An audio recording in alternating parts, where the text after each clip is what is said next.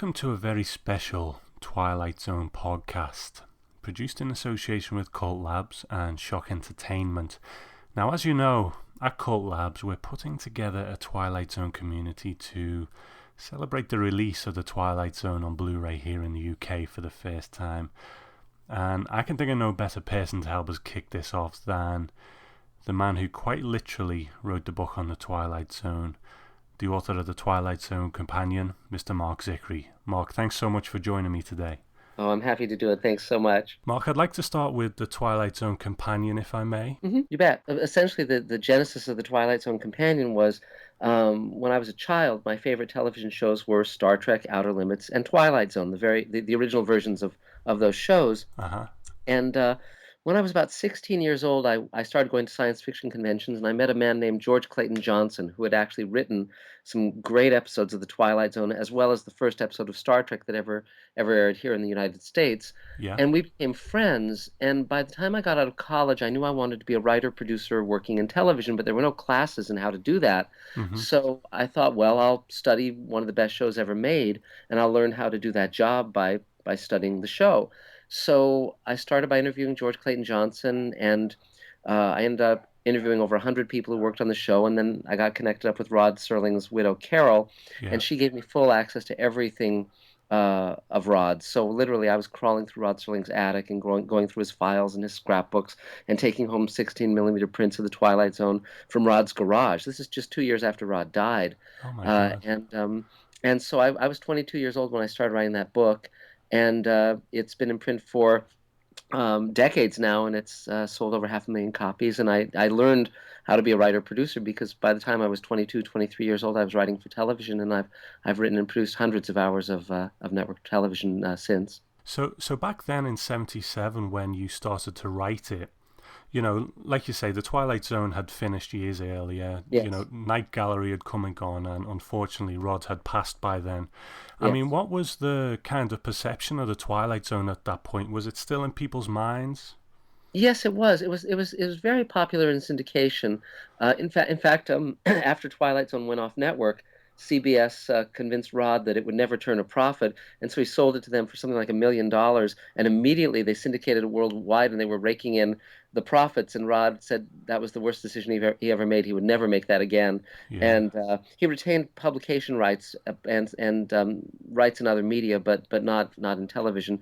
But as a result, Twilight Zone was hugely successful, though it was very difficult convincing a publisher that people would want to read a book about a show that had been canceled some years earlier. And so it took 2 years to sell the book. It was rejected by 25 publishers, and then Bantam published it, and it went on to become a big bestseller. Yeah. So I guess their thoughts were, you know, who cares about the Twilight Zone anymore? Is that right? Yes. But the great thing was because I did the book in the 70s, except for Rod Serling and another writer named Charles Beaumont, all of the writers and directors and actors were still around. So that's how I was able to interview over 100 people, all the key personnel. I interviewed all the producers who worked on the show, including and the writers, you know, George Clayton Johnson, Richard Matheson, you know, Earl Hamner. So I was able to get to everybody. Yeah. I mean, there are some huge names on this list. I mean, on the Blu-ray, there's actually some of those interviews on there, isn't there? Yes. From way back then. And, you know, you got Burgess Meredith, like you say, Richard Matheson, Buck Houghton. I mean, was this quite a terrifying prospect for a young man who'd never kind of spoke to these kinds of people before? Well, you know, it was funny because before I even went to Carol Serling, because I'd heard that Carol, you know, Rod's widow, had already turned down major journalists who'd wanted to write about the Twilight Zone and Rod, and I'd just come out of you know, UCLA with a degree in painting, sculpture, and graphic arts. I'd sold one short story. I'd never even written an article, let alone published one. And so I thought, well, how it's very cheeky of a 22-year-old kid to ask her for the rights to do this book. So I interviewed 30 people who'd worked on the show before I even went to Carol, and she was still in Rod's house in Pacific Palisades. It was exactly as he'd left it with the 6 Emmys and the 3 Hugo Awards and all of those things, the Peabody, but I told her what I had in mind, and by then I was very sure of myself and very sure of the material. And she clearly called Buck Houghton and George Clayton Johnson, whom I'd already met with, and they must have said, "Well, we think this kid can pull it off," and I did. I was able to, but I was very very lucky, and the timing was very propitious. And the fun part was that when I conducted those interviews, I interviewed those people on cassette tape because I was going to then transcribe it and use it for the book. I had no idea that this material would ever be out in the public. in the public eye. And Yeah. but then when we did the DVDs and then the Blu-rays, and they came to me as a producer, I said, well, I've got over 100 hours of that material. And then Uh-huh. I said, and I'll also do 50 new commentaries with the people who are still alive and also the people, the new generation that were inspired to create shows like Mad Men and so forth because they grew up watching Twilight Zone and loving it. So I was able to reach out to Matt Weiner and Neil Gaiman and those kind of people. Oh wow. I knew you did the commentaries, but I didn't realize you were that involved with the Blu-rays. Yes, I was a producer on them, and so and I thought there's 156 episodes of the Twilight Zone, so I did new commentaries on 52 episodes. Uh-huh. So it was very fun to revisit that material because in many cases it had been decades since I'd watched them because the episodes are so hardwired into my brain after Yeah. doing the book. I mean, literally when they have Twilight Zone marathons, which they do on certain holidays here, I can watch an episode for I'd say less than a second and know which episode it is. Uh-huh. And so, but then watching them again, I came to them with a lot more information, a lot more knowledge, and having spent several decades now as a writer, producer in TV, working on shows like Star Trek: The Next Generation and Babylon 5 and Sliders and so forth, Yeah. I sort of have come through the looking glass now, and I'm looking back, so I can see exactly how those shows were made in a very different way than when I wrote the book when I was in my 20s. Well, that was going to be one of my questions actually. I mean, is there ever a time when you got to spare half an hour or something and you think I'll throw on some Twilight Zone, or is it just? Every now and then, I watched Walking Distance not long ago, and it's my favorite episode. It was one of Rod's favorites too, Yeah. and it's just such a gorgeously produced episode. It's so beautifully written, so beautifully um, directed and acted, and the score by Bernard Herrmann is just magnificent. And you watch this half hour, or a show like Kick the Can, and you watch them and you just say, "My God, how could you ever write something that perfect?" Uh-huh. And many of my friends who are also writer producers in television will frequently go back to Twilight Zone just to re-inspire ourselves and remind ourselves what the medium is capable of. Mm-hmm. And it was very fun because recently, as writers, we have to create new material and sort of showpieces, sample scripts. And I wrote a spec episode of Mad Men, a script of Mm. Mad Men, in which Rod Serling is a character. And it's on my website on Zicree.com and for people to read. And it was very fun because I quote from Walking Distance on that script and also from another Twilight Zone episode called The Bewitching Pool, which deals with divorce. And and again, these episodes really hold up. They don't seem quaint. They don't seem, if you go back to certain TV shows, they'll feel very, very dusty and very musty and very kind of their time. But Twilight Zone really holds up and really still speaks to us I think, an extremely uh, primal and important way. Absolutely, absolutely. And I think, I mean, I was really blown away by how good they look now on Blu-ray as well. Yes. Were you?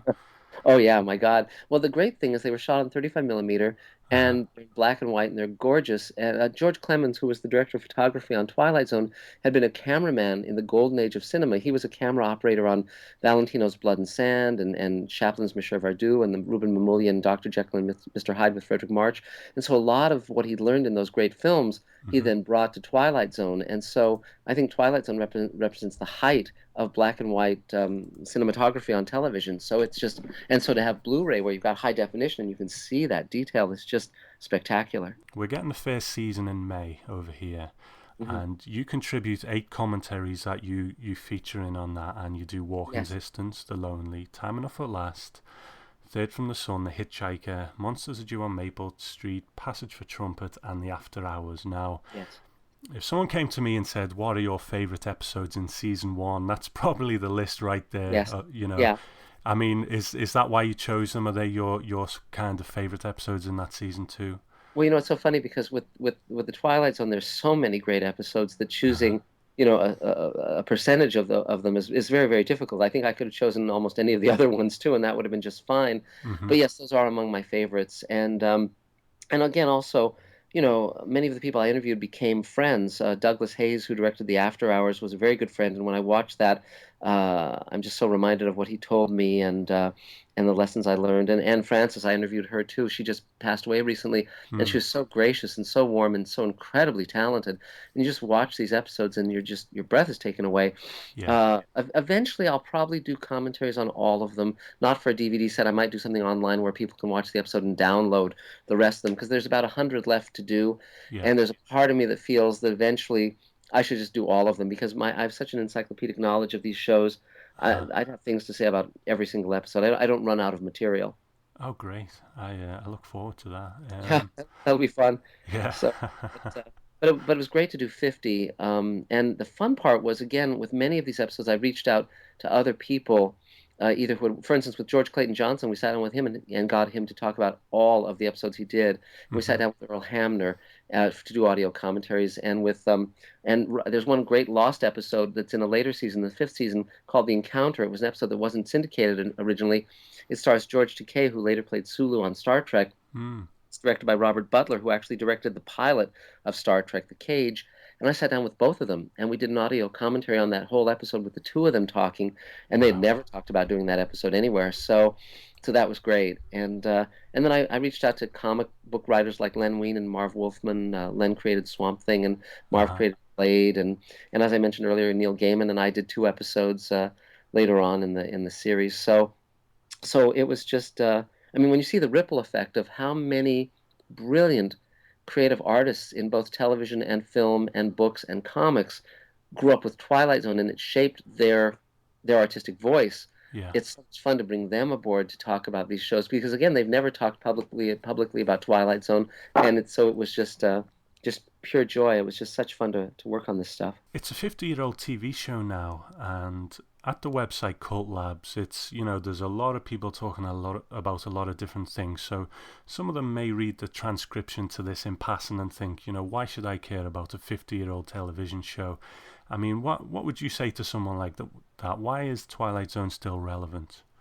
Well, I think, great art lasts. You Mm-hmm. could say, why is Shakespeare still relevant, or Dickens, Mm-hmm. or Mark Twain, I mean, or H.G. Wells. I mean, when someone says something about the human condition that's profound, Mm-hmm. that tends to have longevity. And Rod Serling, I mean, it's fascinating because Rod never wanted to be a science fiction writer. He wanted to be a mainstream writer, and he was Mm-hmm. writing great dramas, things like Requiem for Heavyweight on Playhouse 90. But the censorship in the 1950s in television here in America was so strong that anytime Rod wanted to write about race or social issues or politics, he was censored, and his Yeah. work was mangled to a point where it was virtually meaningless. And so he turned to science fiction just like Jonathan Swift turned to fantasy with Gulliver's Travels. He turned to science fiction as a way of getting out his statement on the real world where the censors wouldn't notice it. And Mm-hmm. so if he wanted to write about conformity, he'd write Eye of the Beholder, or and he'd write about many issues that he wanted to write about and get away with it. So that's why. So Twilight Zone, the question is asked of me. Well, once you know what the gimmick is on a specific episode, why watch it again? And the reason is, and the reason people do again and again and again, is because these are stories about real people, about people that we can identify with, dealing with issues such as where do I fit in the world? What is the nature of reality? What is the nature of life and death? Yeah. I mean, Yeah. these are profound issues that all of us deal with day to day. And I mean, an episode like Nothing in the Dark, where a woman is barricaded in her apartment because she's afraid that death will come and get her, Mm-hmm. and she's afraid of that. That's a parable for all of our lives. So I think what I would say to someone saying who asked me why watch something 50 years old, it's because it will entertain you, it will move you, it will speak to you, it will change you for the better, and Uh-huh. it will leave you with an experience that you won't forget. Now, later in the year, we're also getting here in the UK a re release of the 80s series on DVD. Mm, Now, that's probably considered the most successful of the revivals over the yeah, years. But I think with any revival, there's this instant hill that they have to climb in the hearts of a lot of people because Rod Serling isn't there anymore, and he was such a big part of it. He became part of the fiction in a yes. way. Now, I mean, do you think the Twilight Zone can ever really exist in a form that's going to capture people's imaginations again without him? It's an interesting question, and I actually worked on that later version of the Twilight Zone. I wrote a script called Knife Through the Veil that Doug Hayes was who directed Eye of the Beholder and The Howling Man and The Invaders for Twilight Zone. Mm-hmm. Doug was going to direct it, and a week before prep, the censors pulled the plug on it, so it never got Oh, made. It's actually the script's about to be published in an anthology this year, and it was a great writing staff. It was Harlan Ellison and George R. R. Martin and Alan Brennard and Rockneil Bannon who created Farscape. But again, it didn't have the magic of what Rod created because he was the guiding spirit. He was the one, um, who kept the tone and kept the vision. uh And huh. So I think you can do other anthology shows. In fact, I'm even talking to Carol Serling now about a new show called Rod Serling's After Twilight that would be derived from some of Rod's unused material. But Wow. and that could be very, very fun, and it would be narrated by Rod from dictation belts that have just been discovered. Rod dictated all of his scripts, and all of that material was thought to be lost, and now they've just found 200 of those dictabelts, Oh and so my it'd be a show God. that would be narrated by Rod. Whether or not this comes to fruition, we'll see. Yeah. But the point is that if you go back to Rod's inspiration, I think you can create work of extremely high quality. But Uh-huh. I think the bottom line, quite frankly, with anything that one does as a writer is what do you actually have to say? The question is asked, well, what is most like TV about? And the answer is, well, it's about an hour. It's like because it's not about anything. Yeah. But if you have something to say, and if you think deeply about a subject, and if you come to it with compassion and with insight, then you can create lasting work. Hmm. But I think that's the prerequisite. You have to start with that aim and that intent. Now, there are rumours about Leonardo DiCaprio's production company developing a Yes, Twilight Zone film. Is there yes. anything that, you work in the business, anything that you know that we don't know yet? I had a meeting at one point. I had a meeting with Legendary Pictures, who at that point was a partner on the project, and I Hmm. talked to them about what I thought a Twilight Zone movie should be. And I don't know at this point at what stage they're at, and the movie will either be good or bad or indifferent. It'll be somewhere along the scale. I don't think it's impossible to make a great Twilight Zone movie. I think it's difficult, Yeah, and yeah. again, they tried with the Spielberg one that had all those separate stories, and some of them were interesting, but none of them were, I think, the equal of the original show. Hmm. But I think there are Twilight Zone features that just aren't called that. I think you could say Field of Dreams is one. I think you could say E.T. is one. Close Yeah. Encounters is one. So clearly, people who grew up with the Twilight Zone and were inspired by it went on to do movies that were in that vein. Hmm. And like us, the Sixth Sense with Bruce Willis is a Twilight Zone movie, Yeah. but they're just not called that. But that's definitely what they are. Yeah. So I think we'll see what they come up with. But Leonardo DiCaprio is a talented man, and the last I heard, Brad Pitt's company was involved in it too. But we'll see. A lot of stuff, never comes to light, and so time will tell. Yeah, yeah. So, I mean, people still come to you and ask your advice on these things then? Yes, yeah, Yeah. and I'm happy to talk to people, and it's ongoing. It's fun to be a world's expert on something of quality. I'm glad I didn't write a book about sausages or something. I'm glad, because that would have been much less interesting. But I'm very gratified that something that I loved in my 20s is something, first of all, that I still love now, and also that other people, millions of people around the world love. It's and one thing that's particularly fun for me is when I meet a young person, someone who didn't grow up with the show, and they start watching it and they love it. Someone who's a teenager or in their Yeah. 20s. That's when I have a sister who's 19 years younger than me, and when she was in college, she started watching Twilight Zone and just loved it. And then I knew that the show was really going to last. It had stood the test of time. Let's say hypothetically they did come to you and say, Mark, you know this show better than anyone. We need to make this for the modern day. How would you approach it, do you think? Well, it's interesting. If it was a TV series, what I would do is I would go back to Rod's material, see what hadn't been produced. There's a pilot Rod wrote for Twilight Zone called The Happy Place that I would love to shoot. It's Uh-huh. about a totalitarian society of the future where when you turn 60, you're taken to a beautiful, idyllic retirement community where you're exterminated. Oh. And Rod wrote that back in 1958, and it's a great script, and I'd love to see that get shot. What I would do is I would look at what's in the world today, what's going on that's appalling or disturbing, or I'd look at the sort of the unseen corners. You look at your own world askance. You look at it from a slant, and you see it in a way that um, you tell a story you've never seen before that sheds a light on something about your own world. And Hmm. one of my mentors, whom I'm good friends with, who I see every few months, is Ray Bradbury, and Ah, yes. Ray was a huge inspiration to Serling. And and again, it's that thing of writing something that you've never seen before, writing something that only you can tell. So I would just basically gather my friends together who are terrific writers and say, okay, write at your best, write something that's going to, blow people out of their seats, but not just for the shock value, but it's going to say something. And Hmm. then off we'd go. That's what I'd do. Now, you spoke about it earlier, but there's that great piece on your site, Hmm. Zicree.com. that Yes. Madman script you wrote. Madman, Yes. Madmen, sorry, script you wrote. So tell us a bit about that. Well, it's called Walking Distance. And, and basically, I wanted to write a new sample television spec, and I thought Mad Men was a very interesting show. It's set in the '60s, and there was a point when Twilight Zone was canceled that Rod went to meet with the head of ABC to pitch with the idea of ABC would pick up Twilight Zone under a different name, and it went very, very badly. And Rod ended up bad-mouthing the head of ABC to the press. And this is Hmm. back when there's only three networks. So if you anger the heads of the three networks, you're out of a career. Yeah. And and so Don Draper, who's the main character in Mad Men, at that point in the show, he had just undergone a divorce and his life was falling apart. And I had the idea that as the head of the ad agency, he seeks out Rod Serling as Rod's meeting with the head of ABC in New York to try to get Rod to be a spokesperson on commercials for their clients, their commercial clients. And Rod's in a very depressed state of mind, and Don Draper's in a very depressed state of mind, and these two people come together and basically give each other a reason to live Hmm. by the end of the script.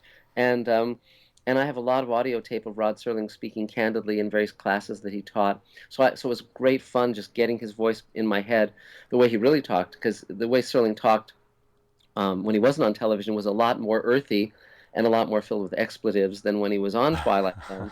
And and so it's just a lot of fun writing that. And I found a photo of Rod on his yacht, on his boat on Cuyahoga Lake in upstate New York. And I put a friend of mine put Don Draper in the shot. So I've actually got a little shot of the two of them talking to each other that's on the website as well. Hmm. The script came out wonderfully well, and the Sci-Fi Channel website actually read it and wrote an article about it, praising it, which was very gratifying. Oh, great! Oh, great! Well, we put a link to it on our blog too, and Right. I mean, I'll be honest, I've never seen Mad Men, but as someone who appreciates Rod Sailing, I read it last night, and there's so many. It's just sailing dead on. For someone who knows a bit about Rod Sailing, there's so much in there that there's all these little bits peppered throughout it, so it's really cleverly Yeah. done. Thank you. Well, and as you said, you don't have to know Mad Men to be able to enjoy the script. And everything that Rod talks about is absolutely true. I mean, he talks about his experience in World War II and almost being killed. He talks about, his idea for the next show he's going to do, which was a show called The Loner. He talks about his, frustrations of writing for the networks. I mean, all of that was absolutely spot on. Hmm. And so it was also very fun to know that I'm probably the best person of all to write Rod Serling as a character. Yeah, So yeah. Well, and he's. It's funny. I mean, has he ever appeared in fiction before that you know of? Not that I know of, no. And the genesis of this was actually I had an idea for a fantasy film where Rod Serling would get embroiled in a big fantasy adventure Uh-huh. set at that time in 1963, and it was called Twilight Man. I just outlined it. I never wrote the script, but because I'd kind of laid the track for the idea of okay, Rod's very depressed. Twilight Zone has just ended. It's like 1964, and he gets embroiled in a fantasy adventure and fights monsters and so forth. But of course, he can never tell anyone because no one will believe him because he's the creator of the Twilight Zone. Hmm. And it was just this very fun kind of, and I ultimately may write that. I may, that end up maybe getting made down the road. But since I'd already sort of thought about it when the idea of doing the Mad Men script came about, it was like just a natural to fold that over. Yeah, yeah. Because he's kind of. I guess he's like Elvis in a way. He's a pop culture icon, Yes. and the way he appeared in the Twilight Zone was beyond what a lot of the hosts of the time were, where they were just presenting the show. He was almost like a being from the Twilight Zone, wasn't he? Yes. Well, he was, as you said, he was iconic. And the irony is, of course, that initially he didn't intend himself to be the narrator for the show. Uh huh. Initially, if you look at the on the Blu-ray set, we have the original version of the pilot, which has the original narration by a guy named Westbrook von Voorhees, who did the March of Time, which was this series of newsreels that were shown in theaters back in the 40s and 50s. And he had this big booming voice, which was totally wrong for Twilight Zone. Then they tried Yeah. to go get Orson Welles, and they couldn't afford him. And then they were running out of options. And Rod said, "Well, how about me?" And he hadn't done any acting since high school. And so everyone kind of fell out of their chairs laughing. And then finally they said, "Well, let's try it." And of Uh course, huh. he was the perfect choice. Yeah. Absolutely. Absolutely. Okay. Well, just before we finish up, Mark. Apart from being an authority on the Twilight Zone, you are a very prolific writer. And are there any projects you're working on that you think people might be interested in right now? Yes. Two things that I'm working on now. I've just written a feature called Fugitive Space, which is a big science fiction film that I'm going to be directing. And Oh wow. so I should be directing that in the fall. I just finished writing the script. My friend Ian McCaig, who designed Darth Maul and Queen Amidala and a lot of the other Star Wars characters, is aboard as one of my artists, and also William Stout, who designed the creatures in Pan's Labyrinth. And I'm also reaching out to Ron Cobb, who was a designer on the original Star Wars and Aliens and Alien and so forth. And I'm also doing a book with Guillermo del Toro, where Oh. Guillermo has these amazing notebooks and filled with drawings and sketches he's done and ideas. And Mm. it's going to be a big coffee table art book where we basically have a conversation about that material that runs through the entire book. And so he and I have been meeting at various times and having these amazing conversations. Oh, So wow. I'm working on those projects as well as other TV and film and projects beyond that. So, but that's just some of what I'm up to. Oh my God, they sound amazing. I mean, I love Guillermo del Toro. He has such an imagination, you know.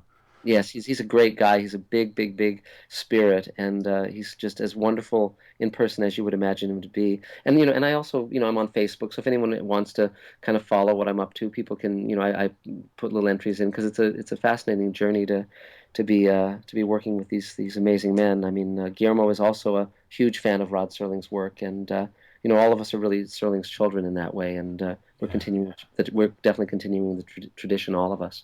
great, great. Well, Mark, it's been an absolute pleasure, and I really want to thank you for speaking to me today. Well, you're very welcome. I've enjoyed it too. So, a huge thank you again to Mark for joining us today. And if you'd like to come and check out the Twilight Zone forums and blog, then you can get to us directly by going to the twilightzone.tv. And we're going to be doing all kinds of Twilight Zone related things, so come over and check it out and, talk some Twilight Zone with us over there. And those Blu-rays that we've been talking about are available for pre-order now to be released on the 2nd of May. So thanks for listening, and we will see you soon. Bye-bye.